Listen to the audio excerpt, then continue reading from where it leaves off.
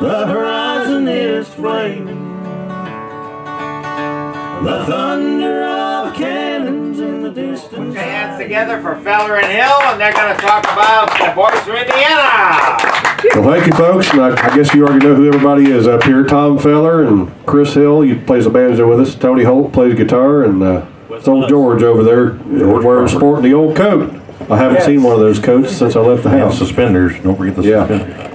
So we, Tony and I are part of the Holt family, and there were 4 brothers. There was Aubrey, Jerry, Tom, and they had another brother, Bill, that never did play music, but there was 4 brothers, and then my mom, Judy. And then Harley Gabbard was all of their uncles. So my grandpa, Tony, which was all their dad, and he married Margaret Holt, which was Harley's sister, and both the Holts and the Gabbards played music, so we didn't really have a chance. Paul Mullins, WPFB Middletown, and he would call. He would actually get on the radio because no cell phones back then, and it was easier for him to get on the radio and say, "Well, if the boys are listening out there, that wild bunch of boys from Indiana, come on over here. We got a goat rope and we're getting ready to cut the big ribbon over here. We need some music." So they would do that. And the name kind of stuck. Paul Mullins and Noah Crace and all the boys decided to get together and call it the Boys from Indiana, just like so Paul kind of come up with that name. In 1974, New Year's Day, they had their first official rehearsal. I guess the original group was together from 74 to 76, and Paul Mullins actually left the group about halfway through 1976. Glenn Duncan came in playing fiddle, and he was 18 years old. Later that year, Noah Crace left the band on banjo, and Dave Evans came in to replace Noah on the banjo. So there was a lot of transitions through the years. I think the original band, Tom and Jerry left the group in 1993 to pursue. Tom was on the police force at the time, and Jerry had a restaurant in the car lot that was kind of taking off and taking his time. Tony actually came in, him and Jamie Johnson from the Grascals, if you remember Jamie. They stepped in and took Tom and Jerry's place, and they continued to play until 1995. I think the end of 95, Aubrey decided that he wanted to get off the road for a while. So Got to mention Harlan played the last year there with the boys too. There, 95 was our last show. We did that at Elizabeth's Moose Club, wasn't it? George Netta was there, yeah. And that was the last show. I forget what. I think it was about October of that year, wasn't it? You got a good story to tell? I was going to see if George wouldn't start out with one of his stories. We all know all of our stories. We hear them all the time, but maybe George has got something that we don't know about. The one that comes to mind right away quick is we was down in Bill Harrell's festival down in Virginia. You can play now. Yes. This is real clean. And the boys, we got there before they did, but we see when they come in and they were running a little bit late. And they were really rushing around. Well, Grace see me out there and she hollered, "George, come on in the bus here a minute." So I went in the bus and a cup of coffee and stuff. And Aubrey was really upset. Some of the directions he got there, and he'd been coming down the road, he missed a turn, and he had to go down and turn around and come back. And down in the Washington, D.C. area in Virginia and there, it's tough, that big bus trying to get around.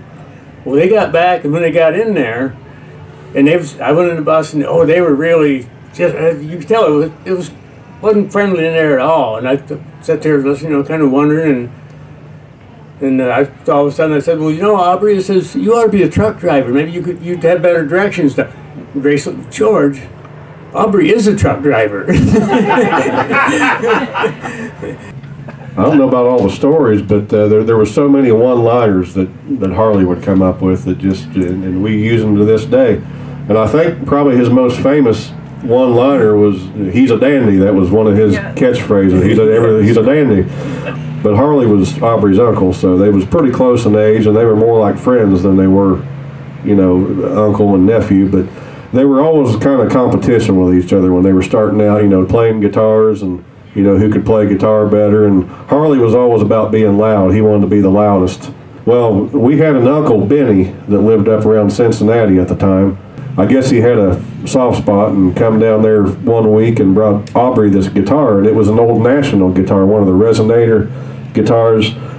And Aubrey said, well, Harley, what do you think about that? And because he knew what he was going to say. It was good and loud. And he just looked at it and said, it's a dandy. Ever since that, they kind of joked about it, and it just became kind of Harley's catchphrase for the rest of his life. So that's how it started.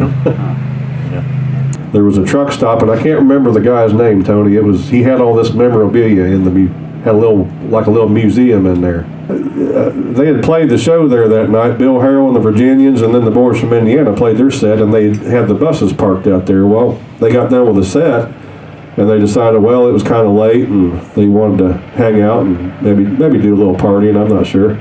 So on the way home, Harley gets out of bed and starts walking up and kind of pacing. He used to just pace up and down the hallway sometimes. He didn't drive much there towards the later years, but he come up through there, and he was just looking for something, just like he couldn't find. And finally somebody asked him, well, Harley, what are you looking for? He said, I can't find my teeth. He had those false teeth.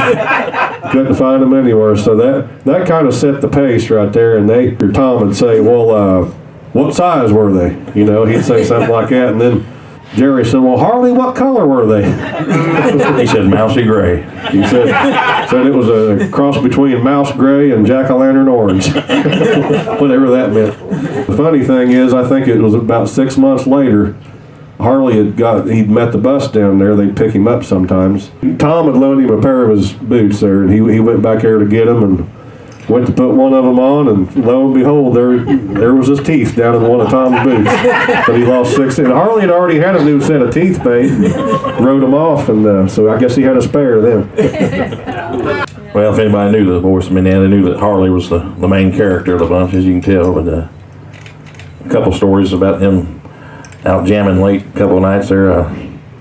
And he left his Dober out all night and it rained. I don't know where that was at, but he got up the next morning. They was getting ready to get on stage. He picked that Dober up, turned it upside down, drained the water off of it, and jumped on the stage. He did not care. Another time, my dad said, I think it was Hugo, Oklahoma. It was hotter, usually about 100 degrees out there. They had a real dandy show, and nothing was going right, sound wasn't right, just one of them crap shows. You want to just get off stage and go back to where you come from. But so they was walking up the hill there, and there was a garbage can. Harley just took that Dobro and laid it in the garbage can and kept on walking.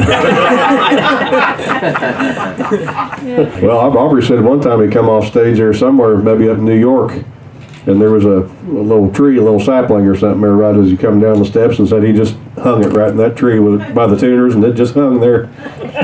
Said he walked off and left it.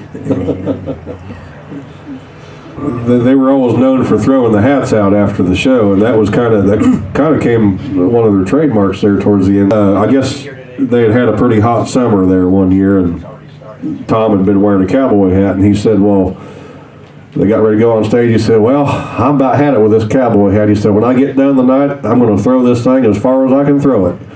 So I guess when they got done with the show, all of them ended up throwing them out there, and they was actual, the nice hats. There happened to be a TV or a radio station reporter that had been covering the show that night, and come up to Harley after the show and said, boy, I don't know who your PR guy was, but he was really pretty smart. That's a smart move throwing those hats out.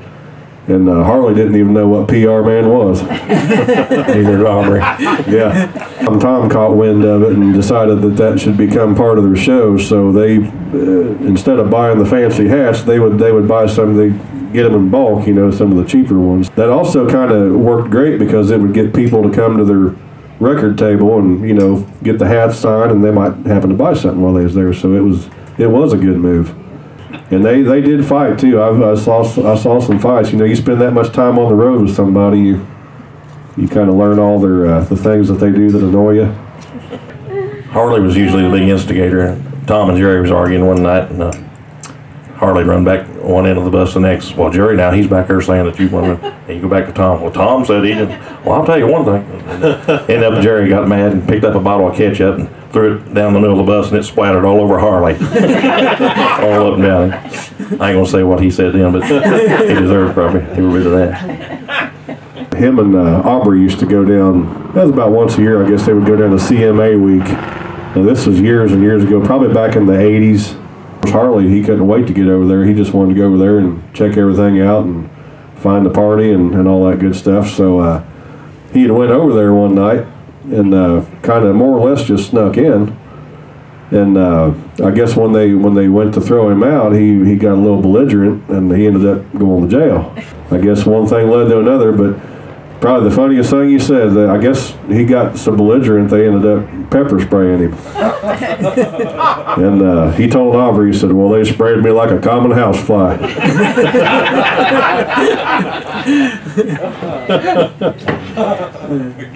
Oh, I can remember the time when Uncle Harley was in the hospital down there in Ohio. Something was quite bad, and Tommy would get on the stage next when they got back on the road again and said, Harley, what did you think about being in the hospital there? Oh, gee, Harley said that come around 2 o'clock in the morning, wake you up, give you a sleeping pill, he says. Aubrey had, and I kind of helped him out a little bit, kind of get all of his songs together the last few years before he passed away. And I think right now, there's probably right around 200 songs. They've been recorded by Allison Krauss, The Blue Highway, Cherry Holmes, Joe Mullins and the Radio Ramblers. Obviously Tony has recorded, Chris and I. But just a lot of them. Mike Cleveland, I think, recorded one of them a while back. Probably the most requested song that he ever had was Atlanta is Burning, and that was written, he actually watched, in 73, I do think it was, he watched the movie Gone with the Wind for the first time. And kind of, the song is kind of loosely based on that movie. And they recorded it, I think, in late 1974, and I think by 75 it had been, played quite a bit on the radio, and that became, I think it became one of their biggest hit songs.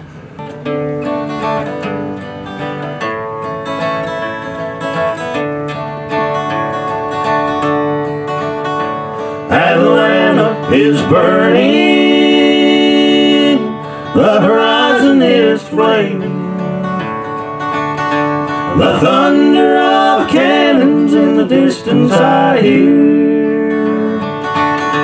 I think of my Sally and the son that she gave me. If I could just see her and the baby so dear.